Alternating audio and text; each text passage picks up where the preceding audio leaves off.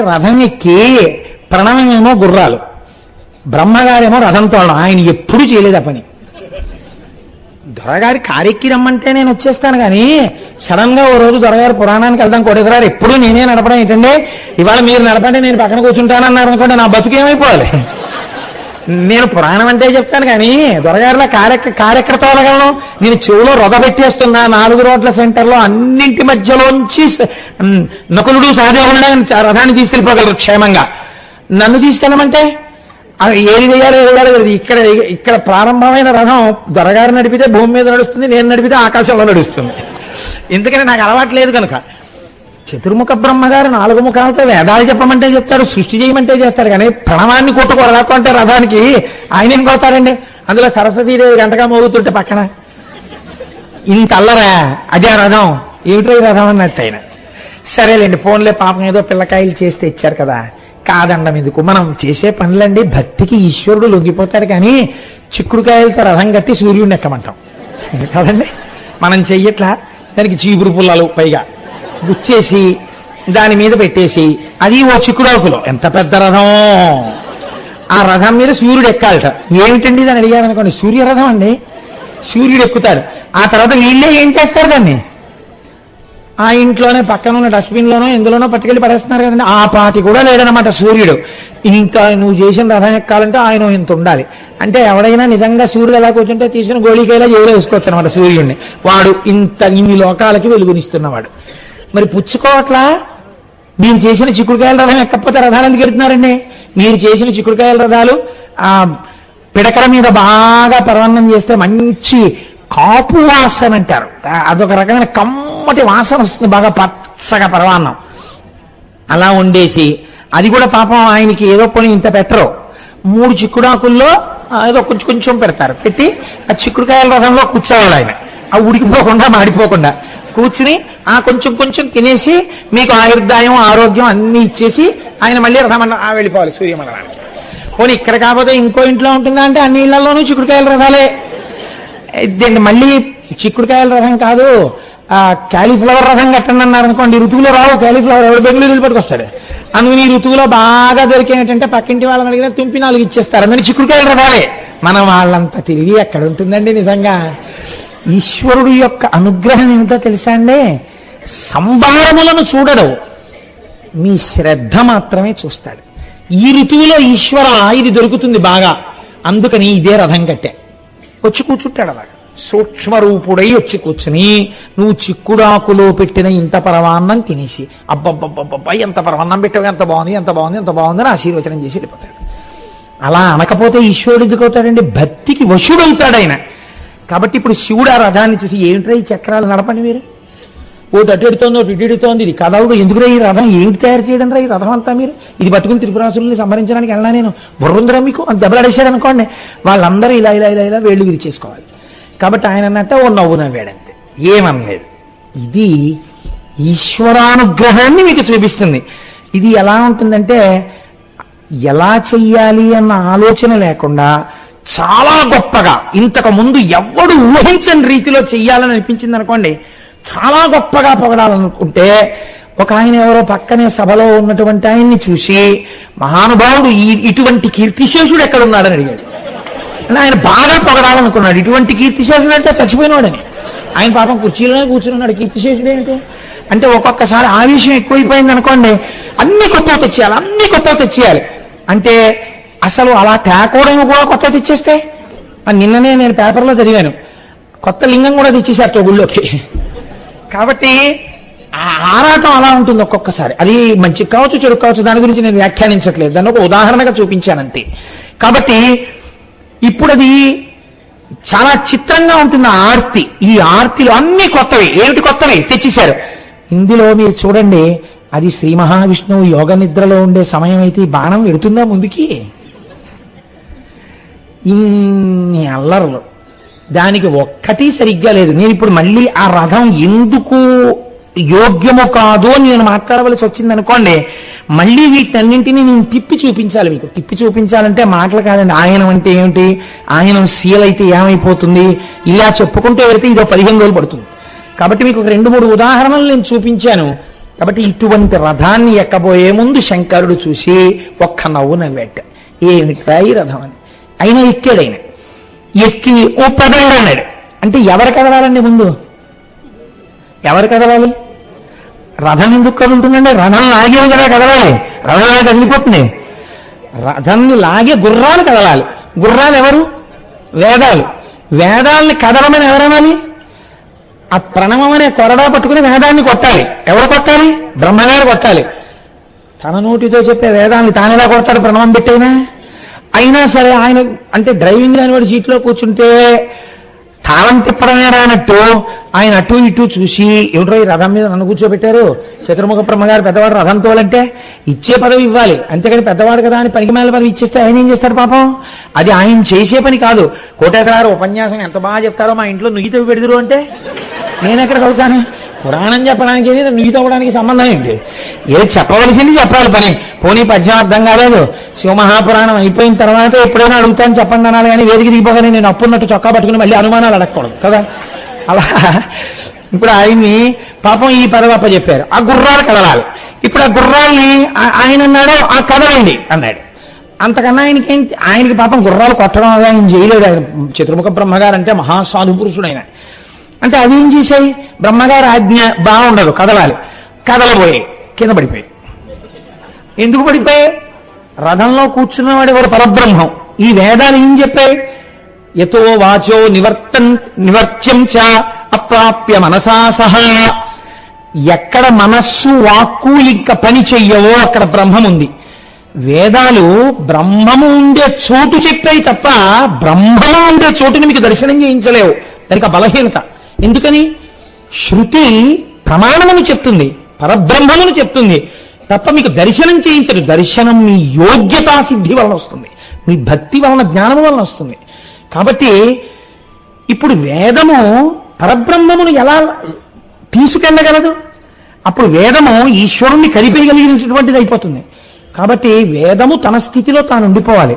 లోపల శంకరుడున్నాడు, వేదాలు గుర్రాలుగా ఉన్నాయి కాబట్టి అవి మోకాళ్ళ మీద పడిపోయి. కాళ్ళ మీద నిలబడితే కదులుతుందని ఆశ. మీరు చూడండి, బండికి ఎద్దులు కడతారు, కట్టి అంటాడు అనగానే ఎద్దు నీరసంగా ఉందనుకోండి, అది పడుకుంటుంది, కాడితో సహా పడుకుంటుంది. పడుకుంటే ఇప్పుడు ప్రయత్నం అలా నడు అండవు, డేకు అండవు, లేపే ప్రయత్నం చేస్తాడు. అందులో ఆ తోక నలిపేస్తారు. ఎవరిని ఎందుకు వచ్చిన వారన్నా కానండి నానా అల్లరి చేస్తారు పాపం. అది ఏదో మొత్తానికి లేసి కానీ కూలబడిపోతుంటాడు. ఎప్పుడు? బండిలో ఉన్న బరువుని తాను లాగలేనప్పుడు. ఇప్పుడు ఏమైంది? ఆ గుర్రాలు లాగలేకపోయాయి. ఆయన అన్ని లోకాలు బొజ్జలో పెట్టుకుని రథం ఎక్కిస్తే భూమి ఏం చేస్తుందండి? డామలు పడిపోయాయి గుర్రాలు. ఇప్పుడు ఏం చేస్తారు? ఎంతకని కొడతారు ఇది పెట్టి. కాబట్టి ఓ రథ గంట టాంగ్ డాంగ్ డాంగ్ టాంగ్ మోగేస్తుంది అది రథం వెళ్ళాలని. అవతల వాళ్ళేమో ఒక్క క్షణమే ఉంటాయి ఆ మూడో సరళ రేఖలో. అసలు ఈ రథమే కదలటం లేదు. అది దాటిపోయింది అనుకోండి, అయిపోయింది లోకాల పని. ఇప్పుడు ఎలా? ఈయన ఏమీ తెలియని వాళ్ళ చూస్తున్నాడు. ఏమిటి రథం అంటున్నారు, ఆ గుర్రాల దగ్గరికి వెళ్తున్నారు, లేవండి అంటున్నారు. బ్రహ్మగారు లేపండి అంటారు. ఏమని లేపుతాడు? ఇంత అల్లరి. ఇంతమంది దేవతలు చేసిన నిర్మాణము విఫలమైపోయినది. ఆ రథము నడవలేదు. ఇప్పుడు లోకరక్షణ కాంక్ష బలీయమైన వాడెవరు? స్థితికారుడుగా మహానుభావుడు శ్రీ మహావిష్ణువు. అబ్బాయి మీరు లాగలేరు, ఆయనకి నాకు భేదము లేని వాళ్ళం కాబట్టి నేనే ఆయన్ని కలిపేయాలి.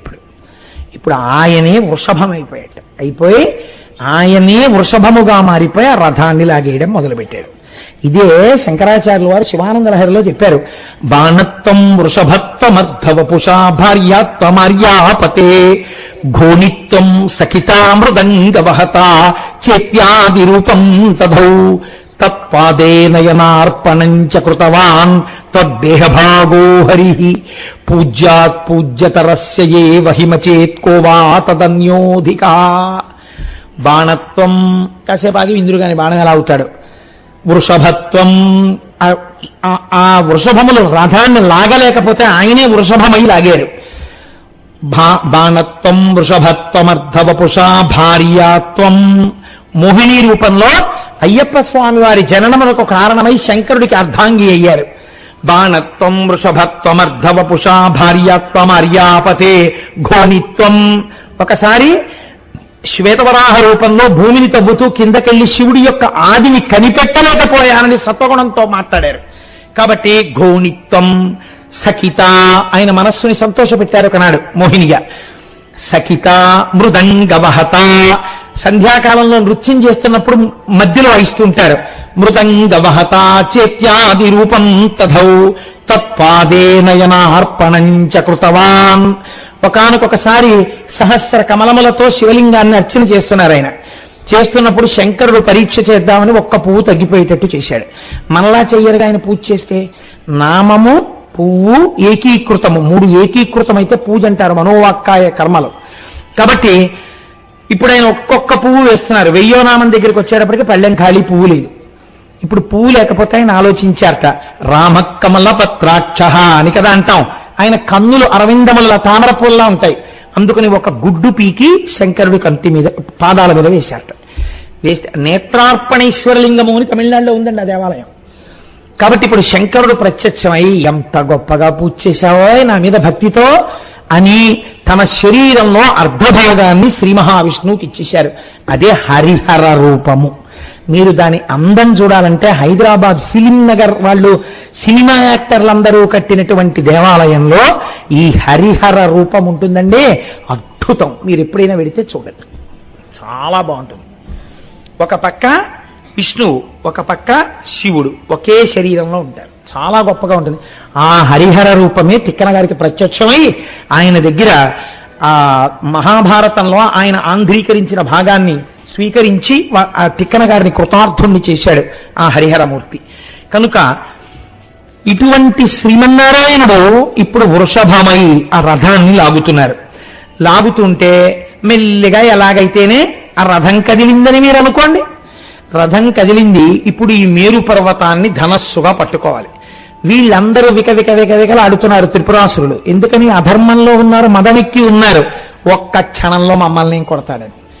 ఇప్పుడు ఈ మేరు పర్వతాన్ని ధనస్సుగా పట్టుకుని ఆదిశేషుణ్ణి తాడుగా కట్టి వింటినారిగా టంకారం చేసి శ్రీ మహావిష్ణువుని బాణంగా తీసుకుని లాగి విడిచిపెట్టాలి. శంకరుడు అన్నట్ట, సర్వలోక సృష్టికర్త, స్థితికర్త, ప్రళయకర్తను నేను ఏదైనా చేస్తే అది నా అనుగ్రహము కిందకే వస్తుంది. నీకు బ్రహ్మగారు వరం ఇచ్చారు, సంపలేనని అనుకుంటున్నావు కదా, ఇలా ఉండకపోతే సంపలేను, లోకమునందు లేని ఆయుధంతో కదా చంపమని అడిగావు. నేను నా 3వ కన్ను విప్పితే ఏమవుతావు? నేను కోపంగా చూస్తే ఏమవుతావు? అది ధనుర్వేదంలో లేనిది అని ఆగ్రహాన్ని పొంది ముఖం తెల్లటివాడు ఎర్రపడి ఒక్కసారి కాల్చేద్దామని అనుకుని పరమదయా స్వరూపుడయ్యాట. వాడి అజ్ఞానానికి నేను అజ్ఞానంలో కెడితే వాడు కోప్పడ్డాడని నేను కోప్పడితే వాడికి నాకు పోలికే ఉంటుంది ఇంకా అని పెద్ద నవ్వు నవ్వేట.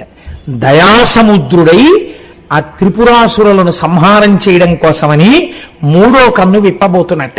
కొద్దిగా కదిలింది రెప్ప. కదలగానే లింగ పురాణంలో చెప్తారు, సోమశ్చ భగవాన్ విష్ణు కాలాగ్నిర్వాయురేవచ శరే వ్యవస్థత దేవమూచు ప్రణమ్యతం దగ్ధమప్యదేవేశ వీక్షణేన పురత్రయం అస్మద్ధితార్థం దేవేశ శరన్మోక్తుమిహార్హసి అని అడిగే.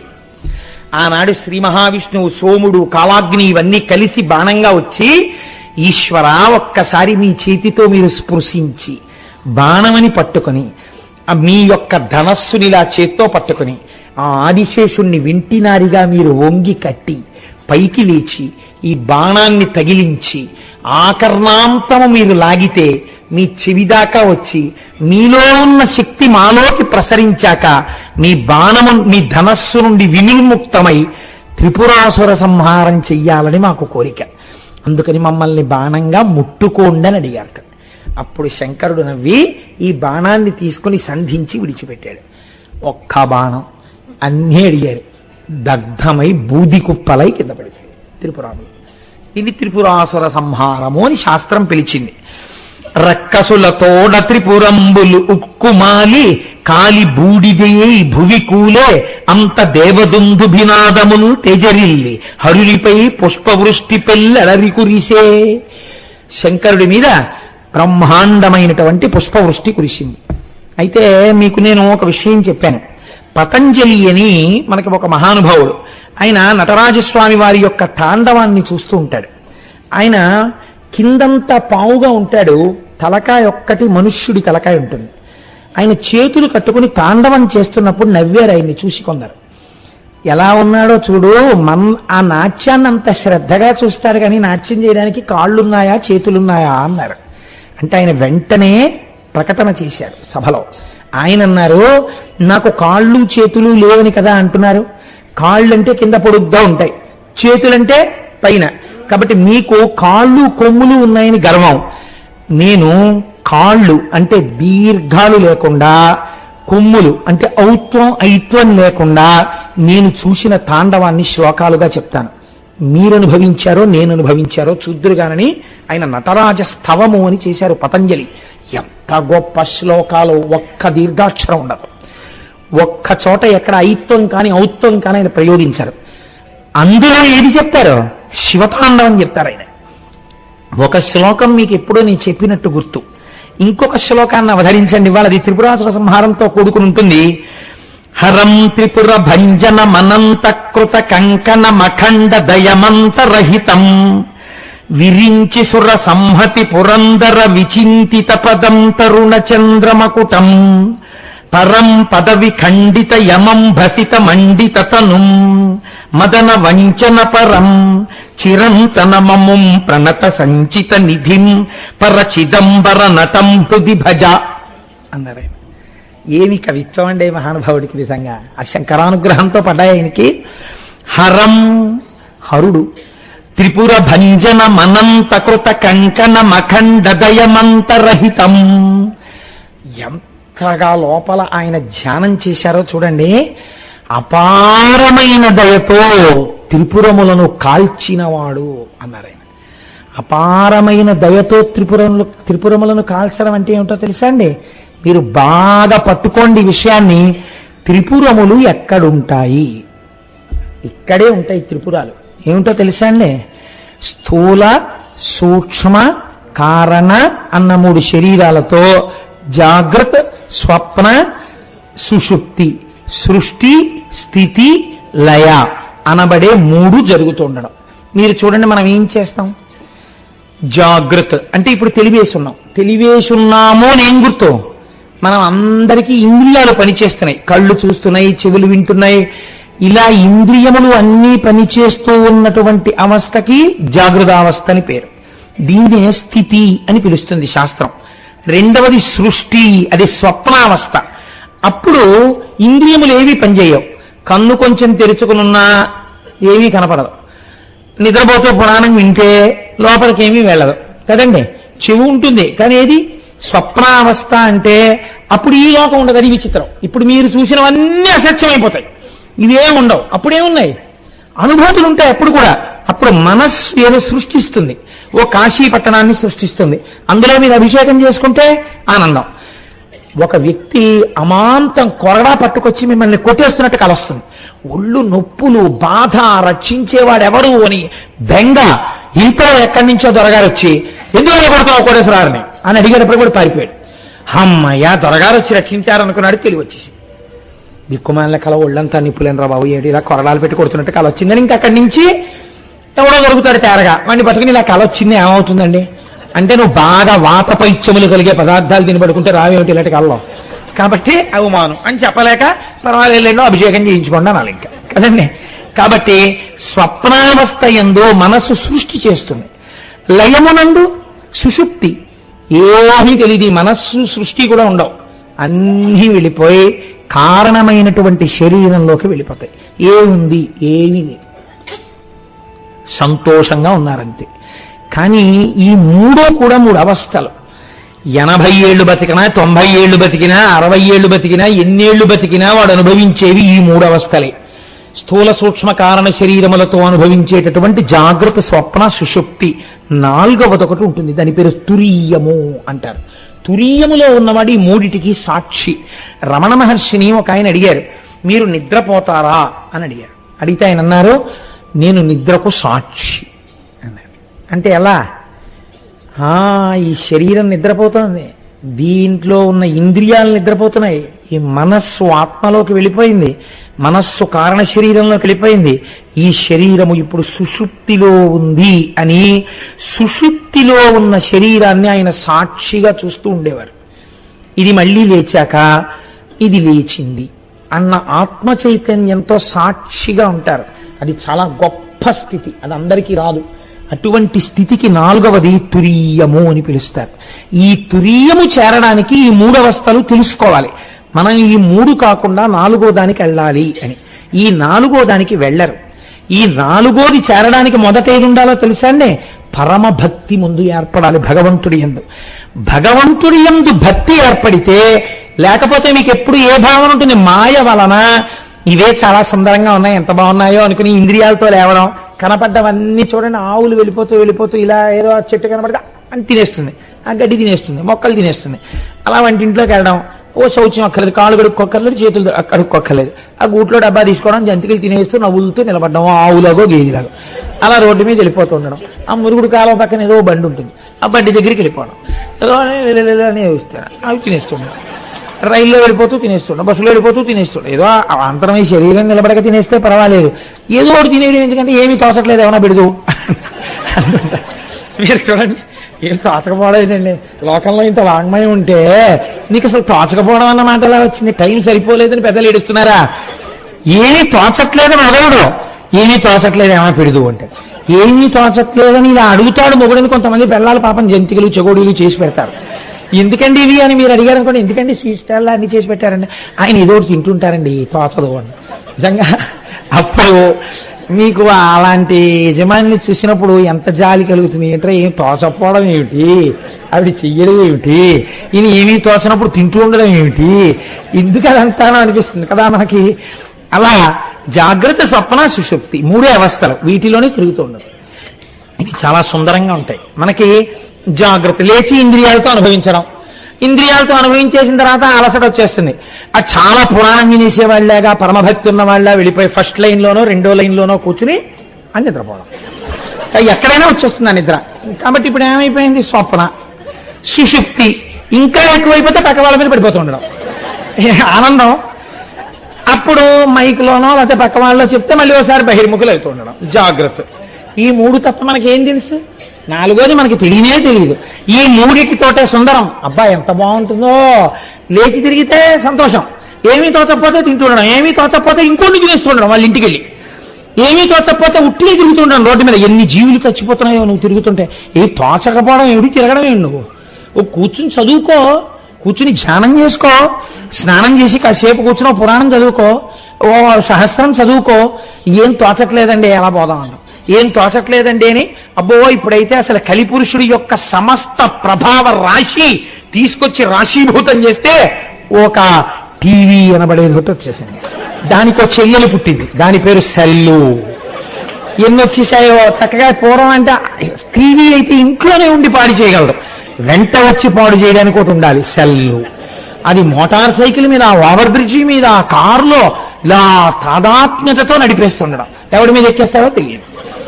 కాబట్టి ఇవన్నీ కలి అంశాలు. ఎక్కడ వాటిని వాడాలో తెలియదు. పురాణానికి అడిగి శల్లం, పురాణానికి శల్లకి సంబంధం ఏంటి? ఉండొచ్చు, నీకు ఏదైనా చాలా ఇంపార్టెంట్ ఫోన్ రావచ్చు, అప్పుడు వెనకాతలు ఉండాలి కదా. ఆ మర్యాద ఇంకోటి చెప్పడం ఏంటి నీకు? కాబట్టి సరే, మళ్ళీ అవన్నీ ఎందుకు అల్లరి. కాబట్టి ఈ 3 మనకి తెలుసు. ఈ 3 మనకి ఎంతో సుందరంగా ఉంటాయి. ఎంత ఆనందం, ఎంత ఆనందం, ఎంత ఆనందం. పడుకోవడం ఆనందం. టైమ్లీ బెడ్ అండి, నేను కరెక్ట్గా నిద్రైపోతాను, పడుకుంటాను, అంతే సుందరం. నేను బెడ్ కాఫీ తాగేయాలండి లేవగానే, సుందరం. ఎంత ఆనందమో, సంధ్యానందనం అక్కర్లేదు. కాబట్టి అది సౌందర్యం. గుర్రు పెట్టి నిద్రైపోవడం. నేను కానీ పడుకున్నానా, ఏనుగులు తొక్కినా నాకు తెలియదండి, పక్క వాళ్ళకి నిద్ర పట్టదంటే. 2 పెద్ద పుల్లు పోరాడుకున్నట్టు ఉంటుంది. ఇంకా వీళ్ళెందుకు నిద్రపోతారు పాపం. ఆవిడ ఏదో అలవాటు చేసుకుని 10 ఏళ్ల తర్వాత 12 ఏళ్ల తర్వాత ఆవిడకి అలవాటు అవుతుంది, ఆవిడకి ఆ చప్పులు లేకపోతే నిద్ర పట్టడం స్థితి వస్తుంది. కాబట్టి ఇప్పుడు జాగ్రత్త, స్వప్న, సుషుప్తి ఈ 3 అవస్థల్లో సుందరంగా ఉన్నాయని జరగడమే త్రిపుర సుందరి. అదే స్థూల సూక్ష్మ కారణ శరీరం. ఇప్పుడు ఈ మూడు కాదురా విర్రాడా, పరమకారణ శరీరం ఒకటి ఉంది భగవంతుడు, దాన్ని చెందాలి నువ్వు, దాన్ని తెలుసుకోవాలి. దాన్ని తెలుసుకోవడానికి ముందు భక్తితో పట్టుకోవాలి ఈశ్వరుడి పాదాలు. పట్టుకుంటే ఆయన బాణం వేస్తాడు. ఆ బాణం తగిలితే త్రిపురములు కూలిపోతాయి. అప్పుడు స్థూల సూక్ష్మ కారణముల మీద మమకారం లేకుండా తురీయమునందు తాను సాక్షిగా ఈ మూడింటిని చూస్తాడు. ఈ స్థితికి ఈశ్వరుడు పైకెత్తడానికి దయ ఉండాలి ఆయనకి. ఆ దయ భక్తి వలన కలుగుతుంది. కాబట్టి ఇప్పుడు త్రిపురములను ఆగ్రహంతో చంపాలా, దయతో చంపాలా? దయతో చంపాలి. కాబట్టి త్రిపురాసుర సంహారము దేని వలన జరిగినది అంటే కేవలము శంకరుని యొక్క అపారమైనటువంటి దయ వలన త్రిపురాసుర సంహారము జరిగినది. మీరు ఇది వినేటప్పుడు మీకు నేను ఒక్క విషయాన్ని విజ్ఞాపన చేస్తాను, మీరు కొంచెం జాగ్రత్తగా వినండి. మనకి శంకర భగవత్పాదులు మహానుభావుడు జగదాచార్యులు, వారు స్పృశించనటువంటి విషయం లేదు, వారు చెప్పనటువంటి విషయం లేదు. భక్తి అన్న మాటకు అసలు అర్థం ఏమిటో, భక్తికి మీకు మీరుగా న్యాయమూర్తిగా కూర్చుని మీరు భక్తిగా ఉన్నారో లేరో మీరు ఎలా చూసేసుకోవచ్చో శంకరాచార్యుల వారు ప్రబోధ సుధాకరము అని అద్భుతమైనటువంటి గ్రంథం శంకరాచార్య కృతం, అందులో ఒక శ్లోకం చెప్పారు శంకరాచార్యుల వారు. మీరు చూడండి ఎంత అందంగా ఉంటుందో. చేతశ్చంచలతాం విహాయ పురతః సంధాయ కోటిద్వయం తత్రైకత్య నితేహి సర్వ విషయా సన్యత్ర చ శ్రీపతిం విశ్రాంతిర్హితమస్యః క్వనుతయోర్మధ్యే తదాలోచ్యతాం యుక్త్యావానుభవేన యత్ర పరమానందశ్చ తత్సేవ్యతాం అన్నారు. మీరు ఒక త్రాసుని తీసుకొచ్చి అలా పెట్టారనుకోండి, ఇటు తక్కెట్లోనూ ఏం లేదు, ఇటు తక్కెట్లోనూ ఏం లేదు. త్రాసు ముళ్ళు స్థిరముగా ఉంటుందా? ఉండదు. ఎందుకు ఉండదో తెలుసా అండి? కాస్త గాలి వేసింది అనుకోండి, ఈ తక్కెడి ఇలా ఉంటుంది, ఈ తక్కెడిలా కిందకి వెళ్ళగానే అన్నీ స్థిరంగా ఉంటాయి, పైన ఉన్నటువంటి ముళ్ళు మాత్రం ఇలా వంగుతుంది. కాసేపటికి ఎవరో వచ్చి ఇటు పక్కన ఏదో పడేస్తారు, అందులో ఓ రుమాలో ఏదో అక్కడ పెడతాడు, లేకపోతే తెచ్చుకున్న వస్తువులు ఏదో సర్దుకుంటూ గబుక్కున అలా వాచియో ఏదో తీసి అక్కడ పెట్టాడు, ఇప్పుడు ఏమవుతుంది? ఇలా ఒరుగుతుంది. త్రాసు అని దేనికి పేరు? ఎప్పుడు ముళ్ళు ఇలా ఇలా, మీరు తూకం కదండి వెయ్యాలి, మరి తూకం వెయ్యాలి కాబట్టి ఎప్పుడు ఇలా తిరుగుతూనే ఉంటుంది. ఈ త్రాసు యొక్క ముళ్ళు తిరగకుండా ఒక పక్కకి వంగిపోయి ఉండిపోవాలంటే ముళ్ళుని ఉంచేస్తే త్రాసు యొక్క శక్తి ఉన్నట్ట ఊడిపోయినట్ట?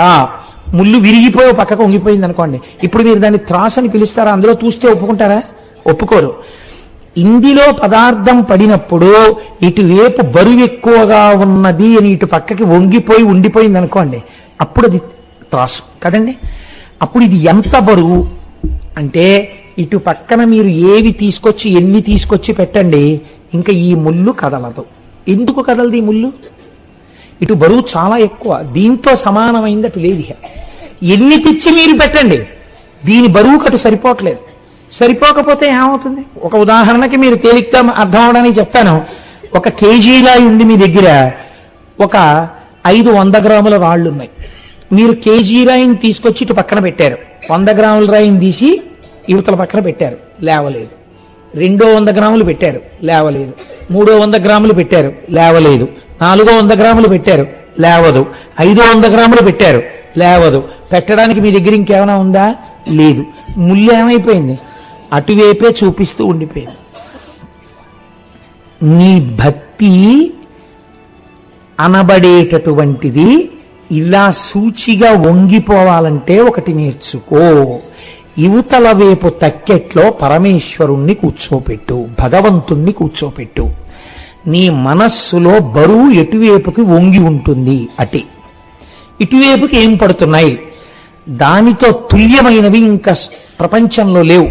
ఒకనాడు కష్టం పడింది, ఇది లేవదు, పైన కదలదు. ఎందుకని? ఇది ఈ బరువు ఎక్కువ, ఈశ్వరుణ్ణి పట్టుకుని ఉన్నావు, ఈ కష్టానికి లేవదు. సుఖం వచ్చింది, లేవదు.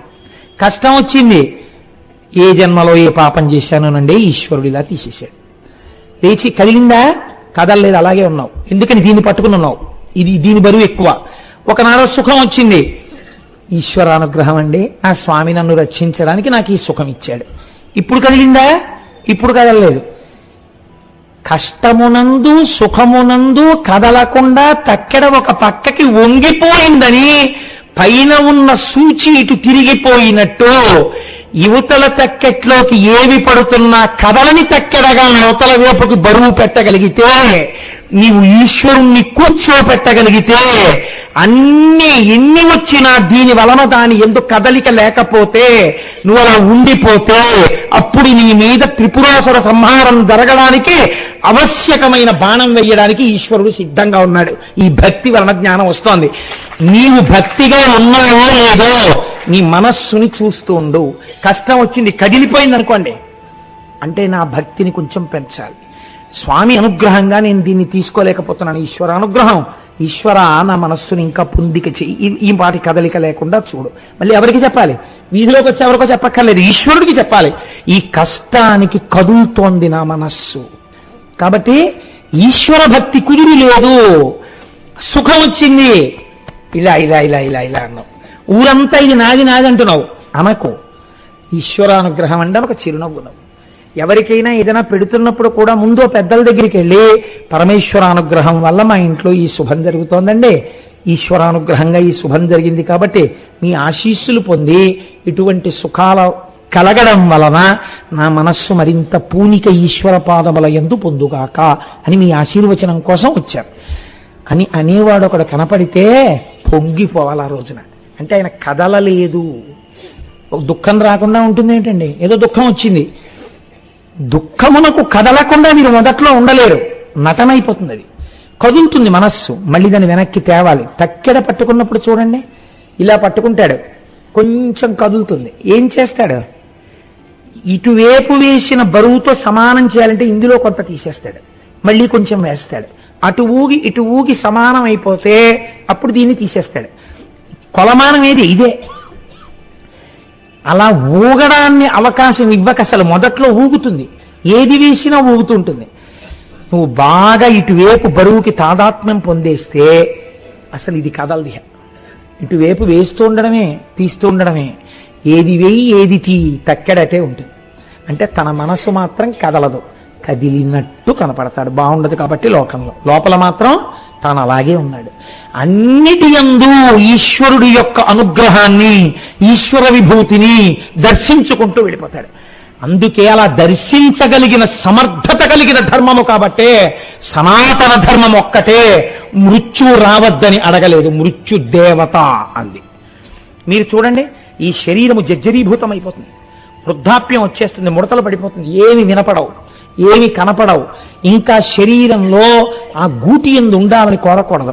ఆ శరీరంలోంచి విడిపించి కొత్త శరీరంలోకి వెళ్ళడానికి అనుగ్రహం ఇచ్చింది కాబట్టి మృత్యుని కూడా దేవతాస్వరూపంగా ఉపాసన చేసింది సనాతన ధర్మం.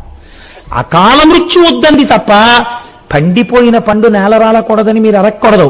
అందుకే మృత్యుంజయ మంత్రం ఓం త్రయంబకం యజామహే సుగంధిం పుష్టివర్ధనం ఉర్వారుకమివ బంధనాన్ మృత్యోర్ముక్షీయమామృతాత్.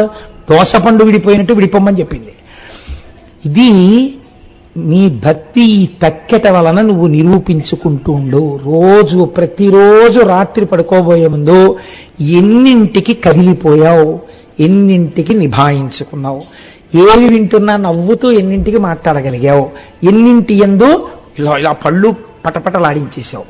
ఒకసారి ఆలోచించి 11 మాటలు నీ ఇష్టదైవతానామని చెప్తూ, నిద్రపోయే సమయం కాబట్టి శివనామం చెప్తూ, ఆయన స్వల్పకాలిక లయం చెయ్యగలిగిన వాడు కాబట్టి, ఈశ్వర రేపటి రోజున నేను అలా వేళ్లు విరవకుండా, నేను రేపటి రోజున అలా కోప్పడకుండా నేను నిభాయించుకునే శక్తి నాకు కృప చెయ్యి అని నమస్కారం చేసి పడుకోవాలి.